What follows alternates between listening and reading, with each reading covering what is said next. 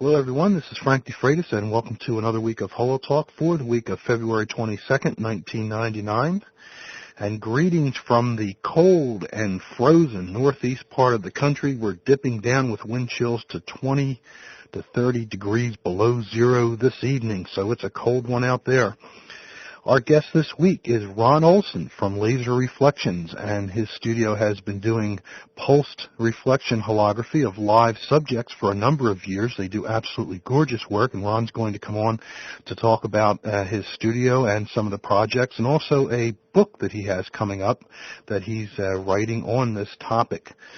Upcoming guests, we have Ron Kirk coming up in the next few weeks, and I've also received the holographic CD that has holographic music on it that we're going to get some samples from and talk about holographic sound as well. That's another upcoming show.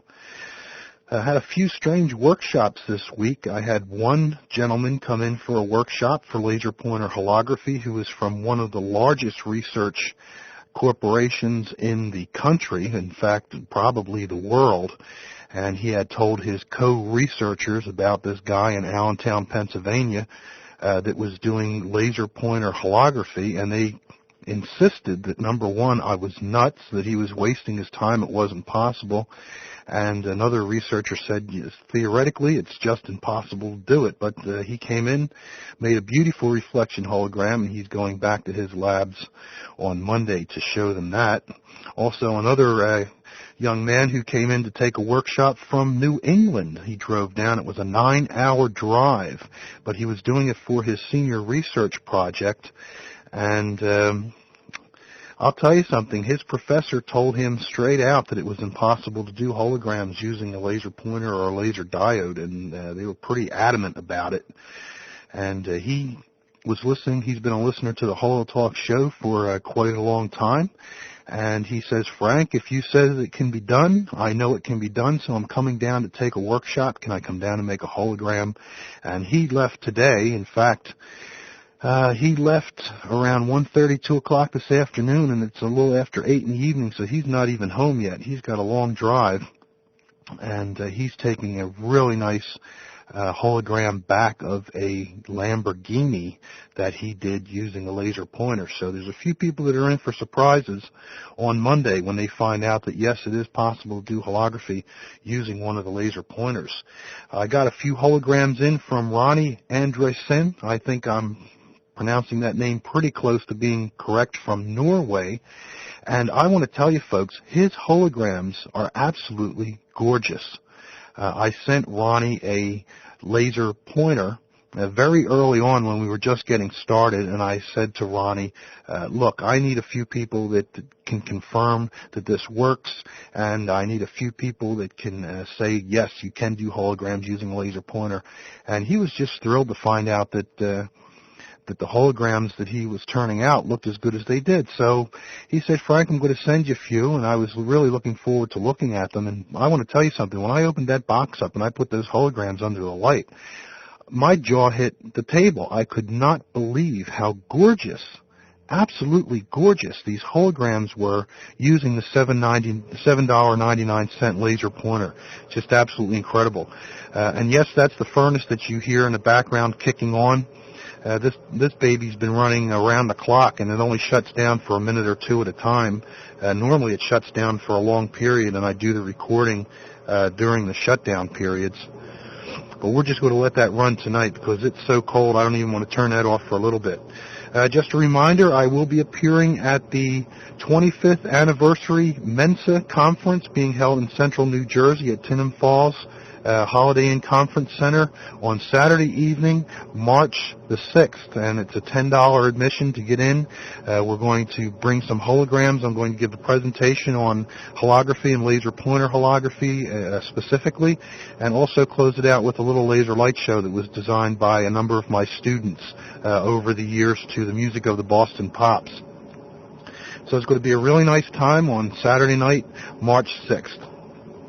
Okay, let's move on to our interview with Ron Olson, and I also have a link to his website right on the HoloTalk page, so you want to click on that link visit his website and see some of the beautiful work that they're doing with the pulsed holography out in the San Francisco area. So I'm not going to come back on after the interview's over, so I will say thank you for tuning in, and hope that you tune in each and every week for a new topic, a new guest, right here on the Internet's laser and holography talk show, HoloTalk. This is Frank DeFreitas. Have a great week. Would you like to make your own one-of-a-kind hologram and learn how you can start making holograms on your own at the same time? You can do this and much more by attending one of Frank DeFreitas' holography workshops. From beginner to advanced, Frank's got a workshop that's just right for you. From single afternoon, evening, or weekend introductory workshops to Wednesday evening, 5-week complete courses. And don't forget his newest workshop, Laser Pointer Holography. Located just off the northeast extension of the Pennsylvania Turnpike and Interstate 78, the studio is a quick, non-stop drive from the New York, Philadelphia, and Baltimore, Washington, D.C. areas. For more information, call the studio's toll-free hotline at 1-800-458-3525 and begin your own journey with holography today. That's 1-800-458-3525 for more information on attending a Frank DeFreitas holography workshop today. Hi, Frank. How are you, Ron? I'm fine. Do you have a few minutes to do the interview? No problem. Okay. We're speaking to Ron Olson, and I believe you're in partnership with Bernadette as well. That's correct. And why don't you tell us a little bit about your studio and what it is that you're doing out there? Well, Laser Reflections was started about, I guess it's almost 7 years ago, Frank, with the goal of kind of upgrading holography. My background was in custom laser design, and Laser Reflections took the early position that, for whatever reason, holographers had kind of jointly progressed down a kind of a dead end with respect to ruby lasers. Mm-hmm. And I, having built 4 of the world's largest ruby lasers, knew all too well their inherent shortcomings. Notably, that the spatial quality of a ruby laser required the use of a spatial filter, and this was to be avoided, I felt, at all costs. But moreover, and kind of something that couldn't be addressed technically, the infrared wavelength at 0.7 microns was just wholly inappropriate, except for doing things that were that the ruby laser had been designed to do, things like tires and guitar boxes and anything that didn't have water in it. Mm-hmm. This is a story I'm repeating because Giola tells it often now in my stead, but if you put a flashlight in your mouth, you of course glow. The water in your skin absorbs all the long wavelengths, and you don't get a very good reflection if you try that same color of light and hit subjects with it. As a result, I started asking myself, well, where have I ever seen a holographic portrait? And the answer, of course, is only in holographic exhibitions. Yeah. So this was kind of our impetus to get going. And I had, again, a custom laser design. And I found that there was some government surplus hardware, which I bought as a package and reconfigured it. Lasers are very much like stereo systems. You start amplifying until you keep amplifying until you run out of money, mm-hmm. or you fill the room. And in our case, what we were trying to fill was not a room with sound, of course, but a large plate with light. And we figured that with the hardware kit that I bought, we could fill roughly a 1 square meter plate. Oh. So it turns out that that really wasn't my appetite was somewhat larger than was commercially fed. We can't get plates quite as big as 1 square meter, but in fact, as of this last Monday, we did our first recording on our new large format size, which we purchased and actually are a dealer for. I had mentioned that to you, Frank, mm-hmm. Of Slavich materials. And yes. Slavich now has a 60 by 80 centimeter plate. Wow. And we did our first transmission master with that size plate on Monday. We're probably going to hold off on doing reflection transfers of said same for at least a month or two. The collimating or converging mirror that we have in our H2 setup, we do copies with this same Q-switch Dimium YAG laser. And the collimating mirror that we have is just a little bit too small. We have a 30-inch diameter mirror, and we're looking at purchasing a 36-inch mirror to do those larger transfers. We could actually just get by with the mirror as is, but it's a little small, and I think before we start doing it on a regular basis, we'd rather go with a larger optic. Yeah, it's an incredible scale. It's really nice for us because we do almost one-to-one images, and a lot of what we do, and I had mentioned this to you too, a lot of what we sell right now is either boudoir, portraiture, or erotica. Yes. And as it turns out, most erotica that we do, of course, people would like to see more of a person in a plate rather than less. Yeah. So for us, we have a capability of doing about 20% reductions, and this allows us to do an adult woman seated in a plate. Mm-hmm. So you've already mentioned some of the projects. In fact, I have a number of your holograms in my collection, and there are always people commenting on them that they're the brightest and clearest holograms they've ever seen. I believe they were... Well, thank you, Frank. You shot the Masters, I believe, and then maybe the Masters went off to Hughes? The photopolymer, the story with us and Hughes was that when Hughes became aware of our work, they decided that they might get into art publishing. So they bought the rights to 13 of our early images, which we had mastered when we were in Felton. The studio's in its third location now. We went from Felton to San Jose, and now we're in downtown San Francisco. But Hughes had bought the rights to 13 of our images, and in fact, they were just learning how to make very good copies when they decided that this was not a profitable business for Hughes, and they got out of it, which was a shame. There's now a new concern, a new corporate entity in New Hampshire called RGB Holographics, Paul Cruzel and Jeff Murray, that are working together towards kind of reestablishing the photopolymer in display holography. That's not to say that people aren't using photopolymer. It's just that most of them that are using it for primarily shrink-wrapped holography, as I tend to call it, or security holography. So it doesn't really lend itself. Neither one of Crystal Holographics in Utah isn't really concerned about making display quality holographics of the size that we need, which is kind of 12 by 16. Yeah. Now, you also mentioned in an email that you have a book coming out? I'm writing a book based on the studio, and really what I tend to preach, Frank, ad nauseum probably, but I tend to preach a lot that holography should be looked at as something which really does cost a lot of money. Good holography. For commercial holography to survive requires a fair investment of capital. We have about $300,000 into our imaging system here at Laser Reflections, and that's with a lot of kind of surplus government parts. Bernadette and I are also partners in a laser company, Positive Light, which we started about the same time we started Laser Reflections. Positive Light makes high-energy lasers, but it costs me more to buy a laser today with my own company than it did 20 years ago. These high-energy solid-state lasers like ours, it's like buying a Ford Taurus if there were only 50 made a year. It's going to cost you a good sum of money. Yeah. Now, there are things that are happening perhaps in almost real time. Our friends in Giola in Lithuania are starting to market hardware to do holography, and this is technically it looks like a very good system. Just on paper, I haven't worked with the system, but I've seen the images, and certainly these are comparable to what we do. And that system, I think they will retail for something under $100,000. I think for the small laser, it might be somewhere closer to $60,000, and for the large one, something around $100,000.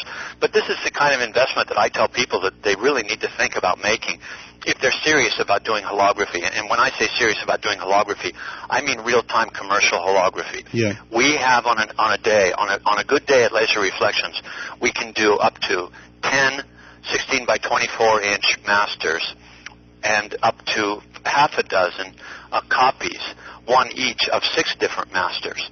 This is for 2 people in a studio. This is what Bernadette and I can do. And I tell people that if you can't do this in working with artists, if the projects take too long, people will lose interest. When we bring art directors in here, we can shoot, and we don't have to. This is not white knuckle technology at this point. This is, did we get the right image? Not did we get the did the laser fire? This kind of stuff, it has to go. And the book that I'm writing is basically going to tell that story. That holography has progressed to a point now where with an investment, you can be a productive commercial holographer, feeding markets in display advertising, in wall art, in decorative art, and in retail displays, and this is and museum displays.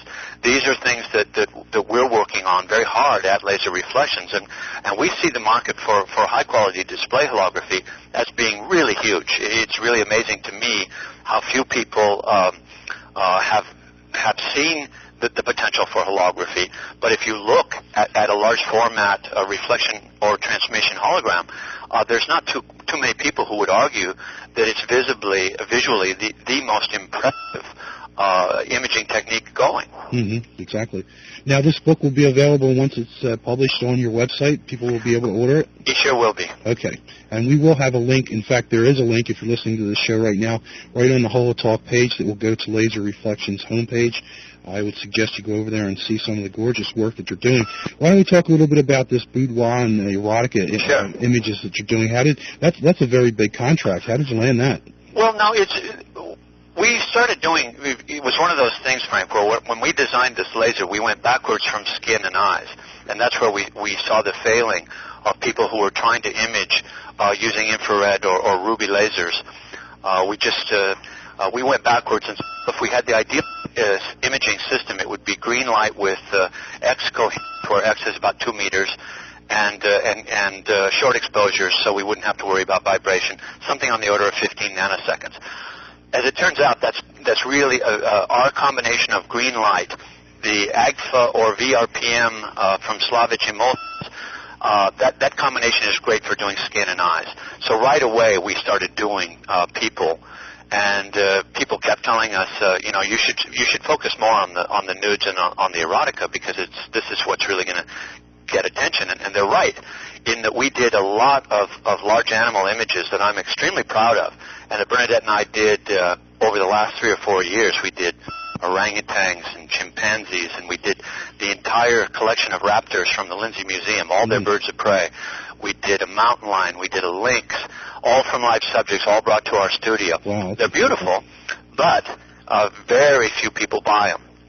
And at the same time... Why do you think that is? I think it has to do with just the fact that what we'll need for the animal images to take off is to get sponsored shows. I think they don't advertise well, they don't show well, and I think that if you're going to buy something sight unseen, you probably won't buy an image of a cougar, but you're much more likely to buy the image of a woman's backside. And I think that's the long and short of it, is that the erotica sells. It's like in a lot of things. Skin tends to sell much before anything else, and I think for the rest of the decorative art to catch on, the erotica will catch on first. It's just going to be a kind of a natural sequence of events. I think that the animals will sell them. It's not like we're not shooting them. We've got 3 monkeys. We have a friend who's a wildlife trainer here in the Bay Area, and he can get us access to almost any animals we want. We're right now designing a cage, a glass cage, so that we can safely image large cats and large canines like wolves. And we expect to be doing those images at the end of 1999. We had a Siberian tiger here, a 472-pound tiger, right to the door, but we were having so much problem with controlling the cougar, the mountain lion, that we said, let's put this off. And we're now redesigning a cage. But I think that's just natural. I think once the work gets seen a lot, the animal images will sell. We continue to invest in them. But the erotica is much easier, and there are a lot more venues for us to sell the erotica. We go to erotica art shows. We go to Las Vegas signage shows. We do a lot of nightclub type shows and nightclub environments, and bar owners are very comfortable with our nudes and erotica. And when you think about it, who's going to buy the collections of animals? It's much more difficult to point a finger at a targeted market. Is the book going to be an instructional book or just sort of like a history of your company? The book's going to be instructional, but the book's going to be instructional in our kind of way of holography, how you really light subjects, and not how you make a hologram, so to speak. We're going to show our setup, but then we're going to explain the kind of subtleties of the holographic technique as we have learned it, and the darkroom technique. This is going to assume that you have 100 megawatt laser. That's the initial assumption that we make, is that you've got a laser fairly comparable to ours, and then you want to make images with it. So we're not talking about laser pointer holography here. You're right. No, this is a big deal. But we tell people, and I'm not at all shy about it. If you want to get into a 1-hour photo developing shop, you have to invest in quite a bit of hardware. Yeah. You can still do things in the old-fashioned way. You can take trays and develop plates one at a time. But if you're not careful, you're going to look around you, and you're not going to be competitive with people who have better hardware. Yeah, the laser pointer holography remark brings up this question. There's a lot of kids that listen to this show that really love holography, and especially the time that this show is going to air, which is in the next week or two, because there's a lot of science projects going on. And taking into account that you have a very successful business and you're a very astute business person, would you have any message for the kids? Say that you've got an 8-year-old, not an 8-year-old, but an 8th grader out there that loves holography, and the top thing that they'd like to do is grow up and do holography. What message would you have for a kid in 8th grade right now who would like to grow up and get into the field of holography? Well, the message I would have for a kid in the 8th grade is the same message that I would give to college students when I'm asked to kind of fill in here and there, and that is that there's a fantastic opportunity for within the graphic arts industry. Holography has been a classic underachiever, but its time is at hand. And I just cite the coming change in the retail environment and the museum environment, the moves towards more interactive exhibitry, and the fact that what we're really showing is in fact high-resolution imaging. In a day when people talk so much about high-resolution TV and this and that, we're talking about several orders of magnitude higher resolution images than can be produced through any photographic technique. Yes. And for me, this is really some of the excitement of holography and for careers in holography right now. Couple this with the fact that laser technology like ours, which for years has been very much kind of almost black magic. I think the reputation I had for years, Frank, and why people were putting our studio down in terms of the concept was that I was the only guy who could make this work. Sure, I'd played, with lasers for 20 years, but if you're not, if you don't want to play with lasers like Ron does, you can't do it. But this is not the case anymore, and we're finding that young people coming through various different programs in college, whether it be mechanical engineering, electrical engineering, physics, chemistry, medical training, all the medical sciences are using high-energy lasers now, and we're finding that we see a lot of young people come out of college with a very good background in high-energy lasers. Mm-hmm. This is not just at Stanford and Harvard and Penn State these days. This is, you can go onto any college campus in this country and find high-energy lasers at work. And as these kids get trained, as they come out of school, they're very adept laser operators. Now there's the other thing in conjunction with that is the fact that because the laser technology itself is evolving, we're finding that most of the older hardware, and I remind people that our laser hardware and our system is circa 1978. For holography, it really hasn't changed. The holography, the light requirements for doing single-color holography like we do have not changed. The hardware package is basically the same. So as many sciences obsolete lasers like ours, they become available in a secondary market. Yeah. So now you have the combination of skilled, trained laser operators at the university level and second-hand equipment coming available on the market for pennies on the dollar. This then makes for studios like ours to be a reality. This is what we at Laser Reflections are going to look to do, is to build a number of studios around the country where we can hire trained laser operators who will then, we hope, have great careers in holography. Well, Ron, do you have any closing comments or any remarks you'd like to make to the listeners before we head out here? No, just that if and when they're in San Francisco to come and visit our studio, we're right down. We're a block from the Museum of Modern Art and 2 blocks from the Moscone Center. Okay. Ron, I want to thank you very much for taking the time. I know you have to be very busy for coming on the show. Well, you're most welcome, Frank. If you get a chance, log on and listen to it. We'll do for sure. Okay? All right. Thank you very much. You're welcome. Right, bye-bye.